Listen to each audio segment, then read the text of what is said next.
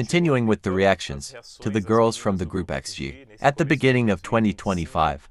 Now, this show, I don't remember if it's in Japan or in Oceania. I think it's in Oceania.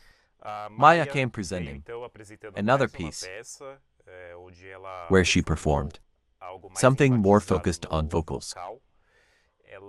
She performed Hurt by Christina Aguilera. All the girls are daring. Here specifically, we'll talk about Joria, Chiza, and Maya. They are taking on songs from American divas. This song talks about loss and regret, and emotional pain due to the loss of a romantic partner, and the person lamenting having lost something that they now realize was good, but will bring painful consequences. It's a melodically rich song. It's not a song of my personal taste, but from an artistic perspective, it's spectacular. It's worth listening to the original. But here, Maya also did well. Let's see how Maya, who is just starting out, prepares for a potential solo career, or for performing as a soloist. She's starting here, already taking her first steps. I've already watched this performance a few times. Let's see what she delivers to us.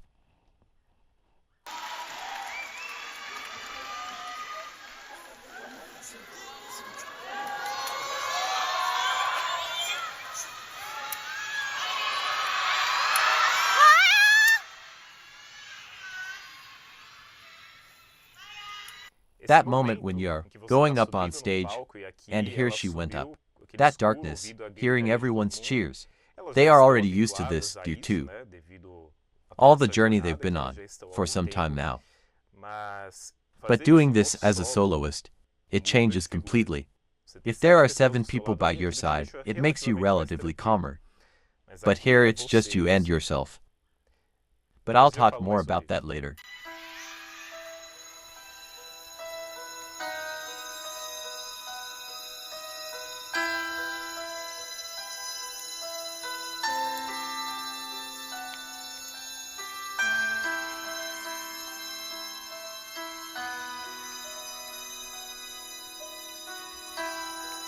Seems like it was yesterday when I saw your face.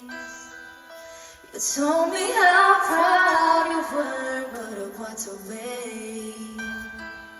If only I knew what I know today. Oh. A very low range for her, but she did well. The playback is next to her, but you can hear the mismatch of the playback compared to her voice. This means she is effectively using her voice and with volume. But it's complicated to start like this. That's the problem. The first challenge, which is the least of the problems when singing a song by Christina Aguilera, by Beyoncé or Whitney Houston. They are the American black singers, with a range that, even being sopranos or mezzo-sopranos, they have contralto notes.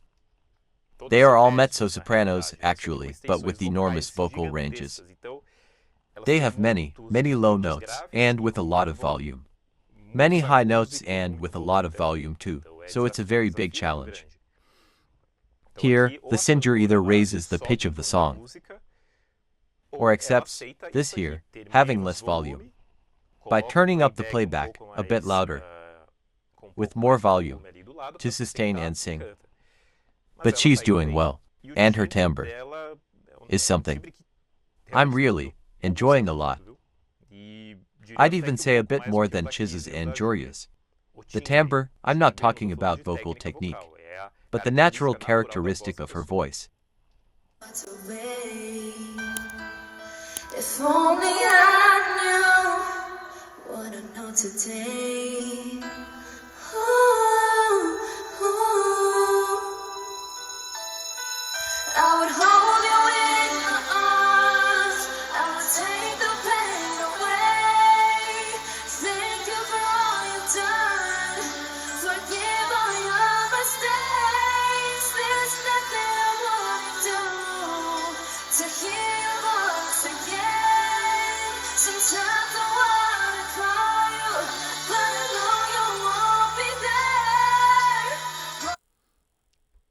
This melody is quite full in terms of instrumentation, and it's also quite complex in terms of instrumental melody and the singing combined with it. It has many dissonances, aligned with a sonic characteristic, dense, which could even be associated with a certain horror because of the despair, properly psychological, that the person feels due to a great loss they've just realized. It's something very painful. This melody overshadows the voice. The melody stands out, even at a low volume. Even when pushed back compared to the voice, you notice it. The voice is very harmonized, very well fitted, within this entire harmonic and melodic context. So, what happens? The melody is very impressive. But Maya's technique isn't very elaborate here. In the song as a whole, beyond this specific melody, everyone is loving it, and so am I. But I'm turning off my fan mindset to analyze it technically. So here she isn't using a very elaborate technique. It was quite simple. Maybe she's attempting belting, but I'm not sure if it's in such a high range. She's in a mid to high range.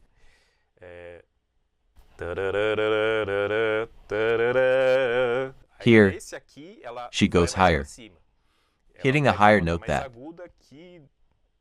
wasn't as high quality, but it was good and in tune, but imprecise in terms of hitting the register. But there was a lack of vibrato, volume oscillation, adding a yodel or vocal fry or various other embellishments. But this isn't a criticism, she's right. It's just the beginning, it's the second step of her journey. We've already seen the first step. Now she's taking another one. With the technique she already masters, she's now overcoming the first obstacle, which is being on stage alone, performing a solo. It's already very good that she sings proportionally to the playback, sometimes going a bit higher or a bit lower. But gradually she had techniques she already masters, including. But sometimes, even due to the difficulty itself of the song itself, she chose not to use it because she has vibrato and knows how to do a vocal fry. She could have incorporated it, but chose not to. That's her choice with the vocal coach. But it's correct, it's not the richest interpretation, but she's doing very well.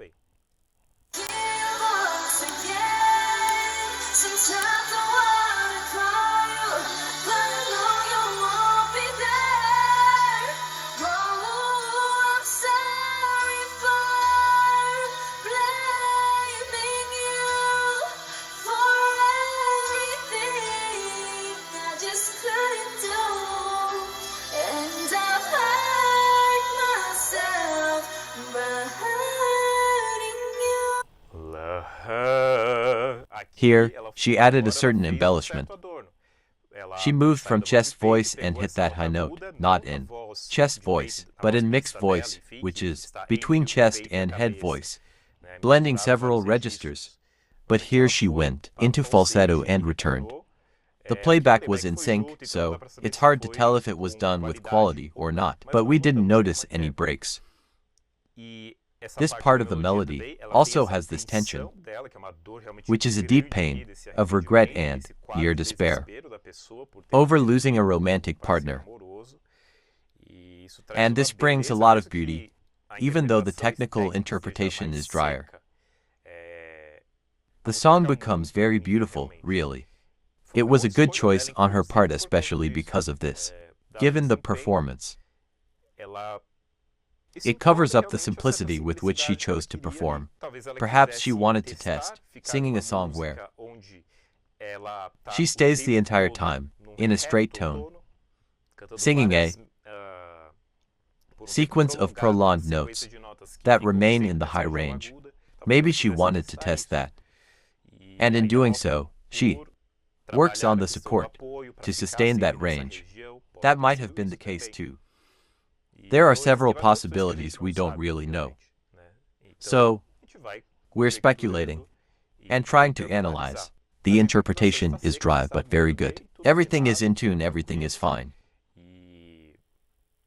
It's really very beautiful. I just couldn't do, and I hurt myself. This climb, she added the yodel, and this is the yodel that was missing in the chorus. It does. She moves from falsetto to chest or mixed voice, creating this break and giving it a crying character. By hurting you, some days I feel broken inside, but I won't admit. Sometimes I just wanna hide, 'cause it's you I miss. And it's so hard to say goodbye when it comes to this. Ooh. Here she transitioned to falsetto voice and a slight change was noticeable. Won't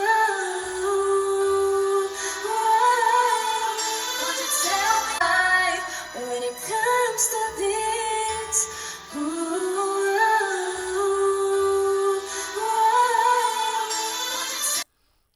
There's really a lack of vibratos. Depending. We've heard her using vibratos several times. And here she could have. But she's not using it. And that's okay, as I said. That's how it should be. When it comes to this,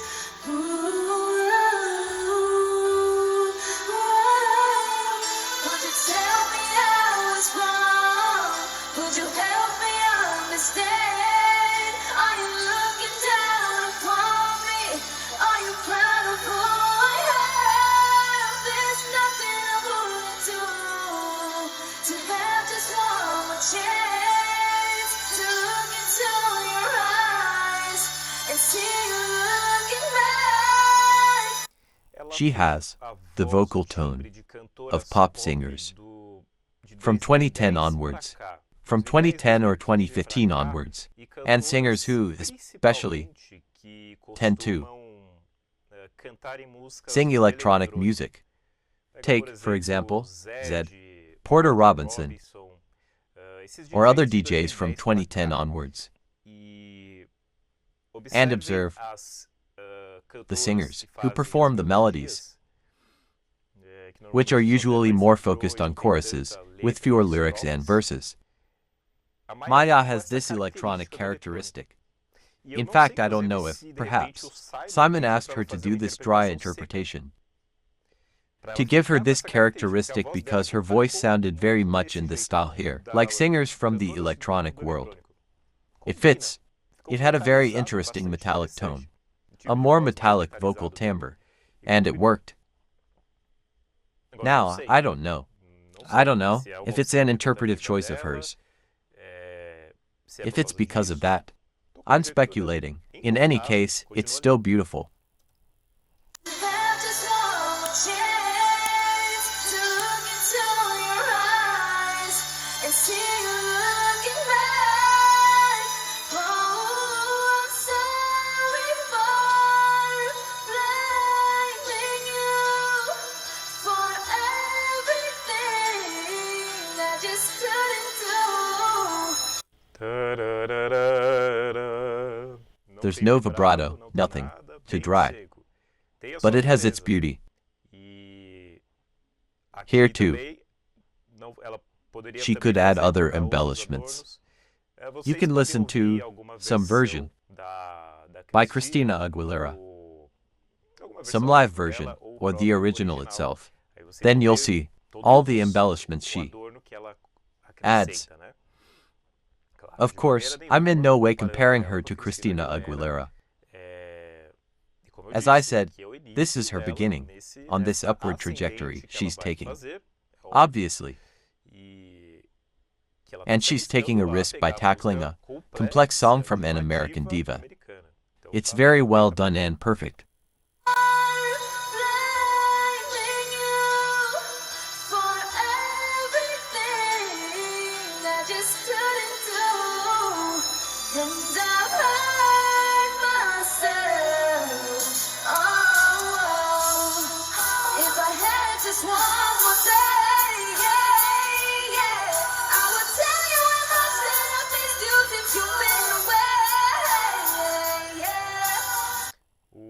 In this high note, she was still proportional to the vocal playback. Her high notes are quite open. Her voice is really distinct from the Eastern voice. She has a much more Western voice, with the typical projection of Westerners. She has a more rounded voice. As I mentioned in the Christmas video about her, it's a more Western projection due to the bone structure of her head. The shape favors it.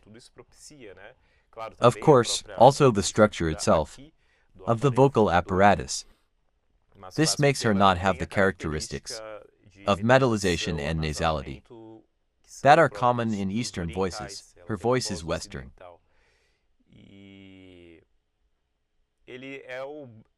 It's a metallic voice, but with a velvety shine. A voice that is high, but also dark, with few harmonics. She doesn't have as many harmonics as Chiza, and much less compared to Juria. It's a voice with this specific characteristic. Compared to Christina Aguilera, Christina has many harmonics, even when doing belting. Here, apparently Maya does belting, although it's more in a simple mixed voice. But she doesn't gain as much shine and harmonics as, for example, Juria. Her voice is really darker, which is very beautiful and a distinct characteristic.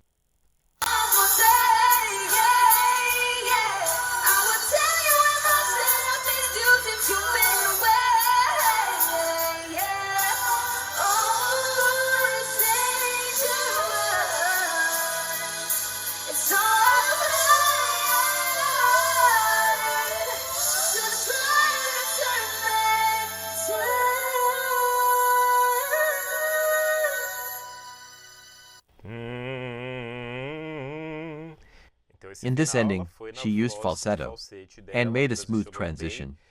It's a very high region, and she went with her full voice, with the vocal playback supporting. There were no noticeable pitch issues.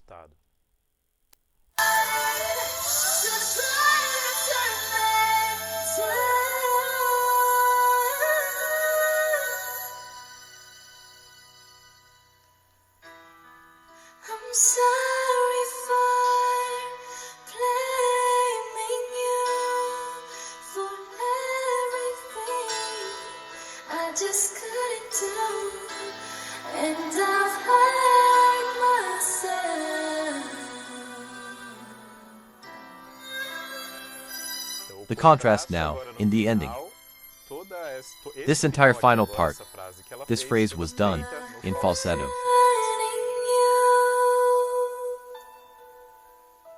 Up until now in this ending. This entire phrase was done in falsetto, but before she was in mixed voice, in full and rich voice. It's a contrast. So, the song ends on a note of defeat, of total longing, as if she had lost something forever. She ends with the delicacy of falsetto, expressing great pain and a pain that is calming down, and accepting this unfortunate loss. It makes a lot of sense for her to make this contrast in falsetto, using this delicacy instead of the full voice. So Maya did very well. I hope that soon she can reduce the vocal playbacks. But that, again, will take months, maybe only next year. That's when we'll be able to hear it, just like Chize and Juria have already been doing. There are many factors you need to analyze, such as the complexity of the song, what you have in terms of technique to deliver and embellish that song, what the venue is like, the conditions on stage. Many things influence whether your voice will be in good shape at that time. Many variables influence the singer's decision on the interpretation they will deliver. So, it's quite complex. But, in any case, Maya, as always, deserves congratulations. And she is that singer I really wanted to hear live. And she is not disappointing me. It's a timbre that, when she reaches her stride, like her two sisters, she will truly shine, just as much as they do. She has that characteristic of pop, more geared towards electronic music, like those vocalists from 2015 onwards. It's not that diva voice. The diva voice that Chiza and Joria have, that everyone talks about. It's a different voice. And it's great that they have different voices, because it brings versatility to the group.